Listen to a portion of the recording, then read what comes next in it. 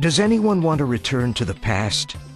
In some ways, it might be appealing to relive history, get a few redos on mistakes. Of course, we were younger.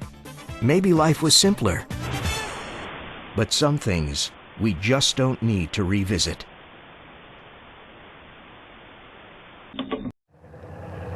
In the 1970s, railroads were a mess. Service was unreliable, physical plant deteriorating, market share shriveling, finances shaky. This rail's wore out. The life is gone. If we're going to run freight over these things, we've got to rebuild the track. Nowhere in the world to get it over this way. Maintenance was so far behind that in some places a train could fall off the tracks without even moving. Bankrupt railroads were operating 20% of the nation's rail miles. 34 years out here beating your brains out, you end up with something like this? It was a disgrace.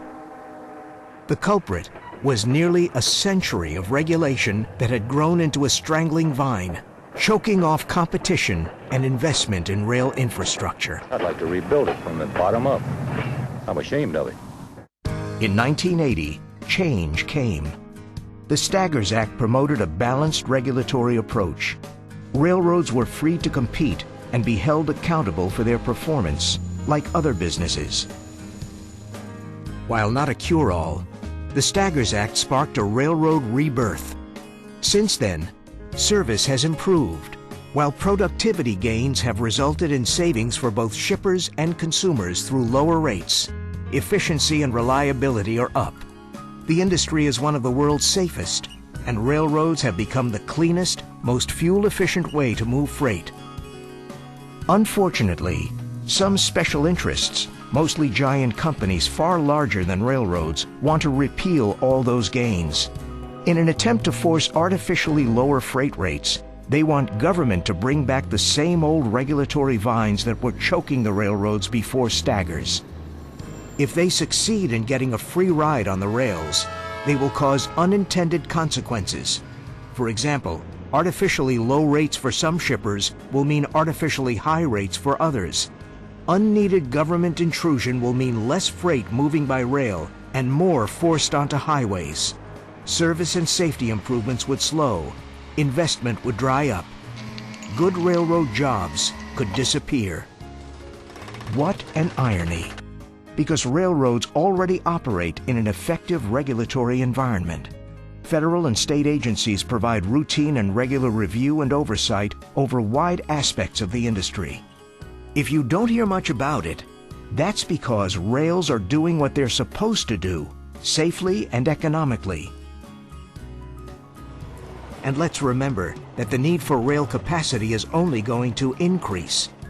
If railroads can't expand, we'll have more traffic on our roads, more wasted fuel, more lost time, more angry motorists, and less clean air. In short, America needs more rail, not less.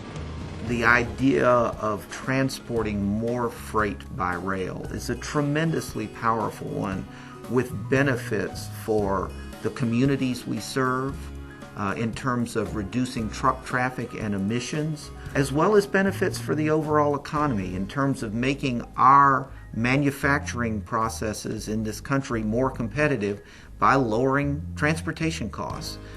If you look at the projections for the next 20 years, there's a looming transportation infrastructure crisis in this country. There are not enough highways to handle the traffic growth that's coming. And the best solution from an environmental standpoint, from an energy standpoint, from a cost standpoint, and from a community standpoint is increased use of rail. In the 1970s, years of unbalanced regulation and government intrusion had made America's rail freight system something of a joke. Today, it's a powerful competitive advantage and the envy of the world. It works effectively within a 21st century framework of smart, balanced regulation, and it's positioned to do even more to carry the country forward. The U.S. has urgent challenges that need to be addressed. Our rail regulation system is not one of them. Let's keep America's rails and America moving forward.